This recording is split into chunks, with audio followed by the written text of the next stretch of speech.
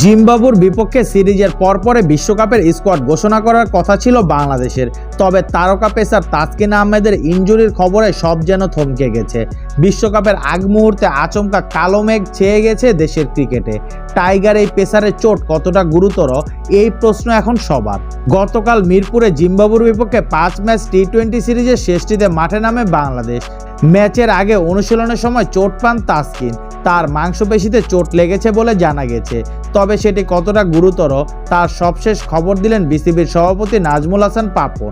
গতকাল ম্যাচ শেষে বিকেলে মিরপুরে গণমাধ্যমের সঙ্গে আলাপকালে পাপন বলে, শুনেছি তাসকিনের ইনজুরির খবর, আজকেই আমরা খোঁজ নিয়েছি ওর ইনজুরি আছে। এখন রিপোর্ট পাওয়ার পর আমাদের দেখতে হবে কতদিন লাগতে পারে, ওর কি হিল আপ করার কোনো সুযোগ আছে কিনা। নর্মালি 2 থেকে 3 সপ্তাহ হয়তো ব্রেক দেব। পাপন আরও বলে, যদি এটা 2 বা 3 সপ্তাহ হয় তাহলে কি করব, এটা ঠিক করার কোনো সুযোগ আছে কিনা দেখব। দরকার হলে আমরা যুক্তরাষ্ট্রের চিকিৎসকের সঙ্গে কথা বলবো, এখনই যোগাযোগ করব।